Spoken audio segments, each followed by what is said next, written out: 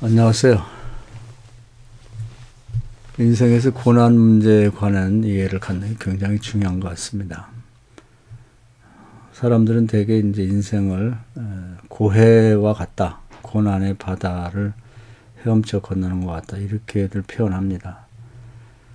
역사를 봐도 고난이 없을 때는 없죠. 한국 역사도 보면 지금 이 코로나 사태 때문에 경제도 어렵고 또 건강에도 어려움을 겪고 있습니다만은 조금 역사를 되돌려 과거로 가보면 우리나라 6.25 때는 더 힘들었고 또 그 이전엔 일제 식민지로 살면서 굉장히 어려운 때가 있었습니다.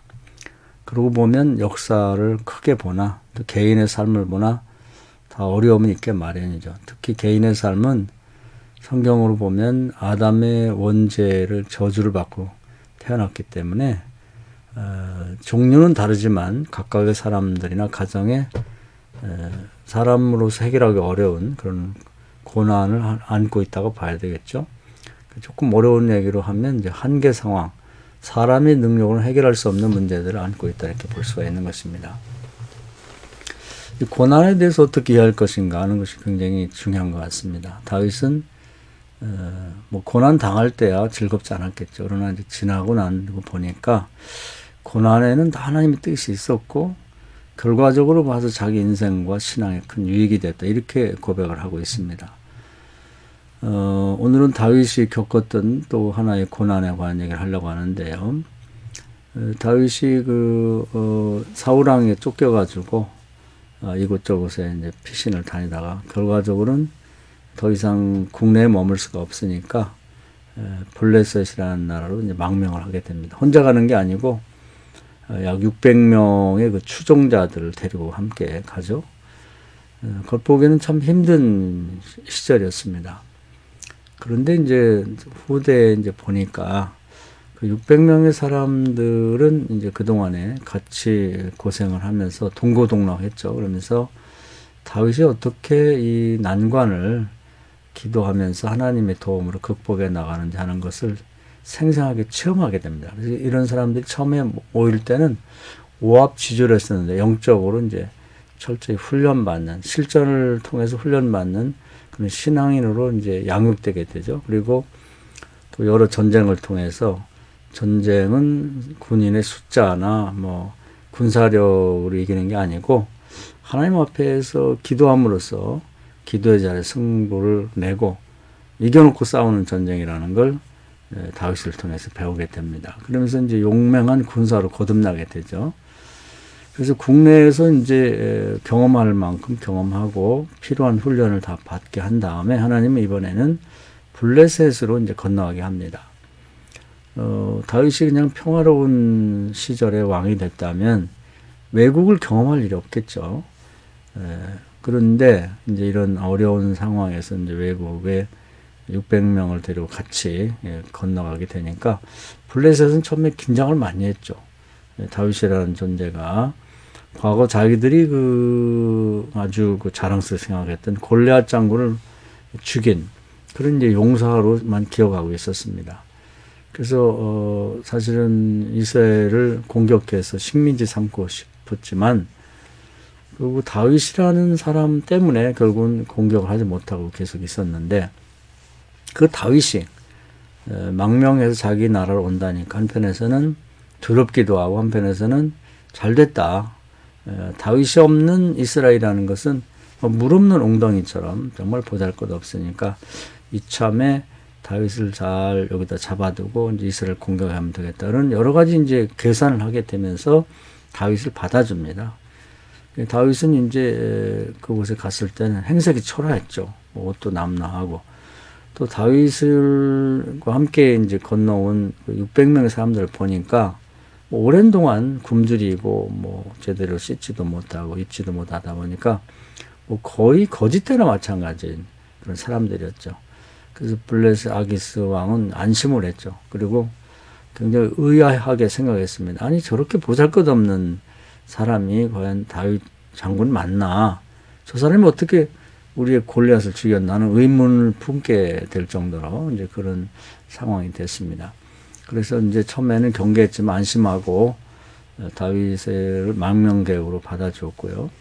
그리고 이제 다윗이 뭐 아기스가 거주하는 그런 도성, 우리 마음 수도가 되겠죠. 그런 데는 거주하기가 좀 그러니 뭐 면목이 없으니 그저 허름한 버려진 그런 성이 하나 있으면 주시면 좋겠다고 그렇게 말했더니 시글락이라는 성을 내줬습니다. 아마 거의 폐허에 가까운 거의 사람이 별로 살지 않는 그런 성이었던 것 같아요. 그곳에 가서 약 1년 4개월을 있게 됩니다. 이것이 이제 모습으로 봤을 때는 굉장히 고통스러운 일이었지만은 다윗과 그의 이제 앞으로 친위 부대가 되고 왕이 되면 이제 주변에 가까이서 다윗을 보필할 사람들이 집단적으로 왜곡을 경험하게 됩니다. 그것도 특히 앞으로 계속 경쟁해도 싸워야 되는 블레셋에 들어가서 아마 그 사신이나 아니면 지위와 권세를 갖고 갔더라면 블레셋 사람들이 아주 경계를 하고 그렇게 했겠는데 뭐 거짓대와 다름없는 그런 사람의 모습을 봤기 때문에 크게 두려워하지 않고 그들이 이곳저곳을 구경하고 경험해도 이제 내버려두는 그런 효과가 있었죠. 그래서 결국은 본인들도 몰랐고 블레셋도 몰랐지만 나중에 보면 다윗과 한 600명의 그런 친위 부대들이 그 앞으로 계속 경쟁하고 싸워야 될 블레셋에 가서 그것을 경험하는 그런 큰 성과를 거두게 되는 것이죠. 사실 실제로 가서 보는 것과 보지 않는 건 큰 차이가 있는 것입니다.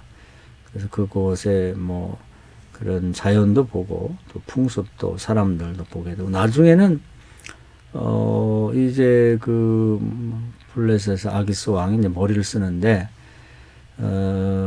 뭐 이 이스라엘을 지키는 그런 그리고 가장 그 두렵게 생각했던 다윗이 자기네 나라로 온 그런 때에 이걸 잘 활용해서 이스라엘의 사울 왕과 그 군대를 침으로써 식민지 삼아야겠다 이런 전략을 갖고 다윗과 그의 600명의 사람들 이스라엘을 침공하는데 이제 같이 가자고 해서 다윗과 군대는 이제 마음에 내키지 않지만 어쩔 수 없이 이제 가담하게 됩니다. 그러면서 이제 그 블레셋의 군대 조직이나 그 사람들의 전력이나 또 그 사람들의 어떤 그 군사 문화 같은 걸 이제 경험하게 되는 거죠. 이것이 잠깐이지만 아주 큰 나중에 블레셋 군대를 이해하는 데 도움이 되는 것이죠.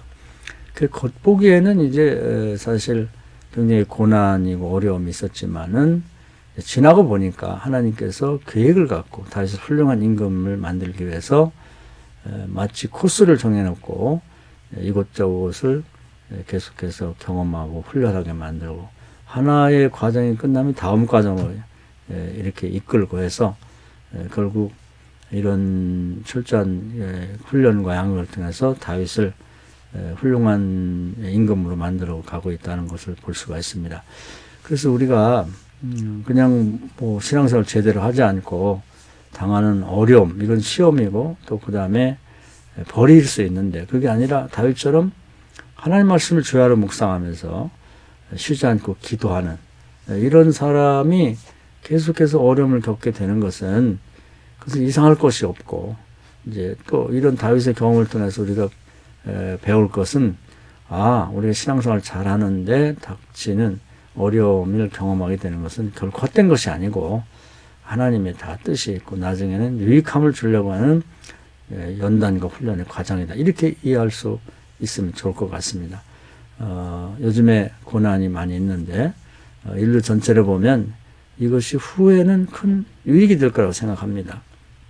최근에 우리가 뭐 예배 드리는 사람들도 교인들도 그렇고 세상 사람들도 주로 하나님을 배제하고 사람들끼리 너무 자만심이 많아가지고 하나님 없이 살 수 있는 것처럼 사람들끼리 모여서 대화하고 대면하고 하나님을 소외시켰는데 이런 일을 통해서 하나님이 주시는 메시지는 사람들끼리는 그만 대면하고 비대면으로 지내고 이제 하나님하고 대면하자 이런 메시지를 주고 있는 것이 아닌가 하는 생각을 하게 됩니다.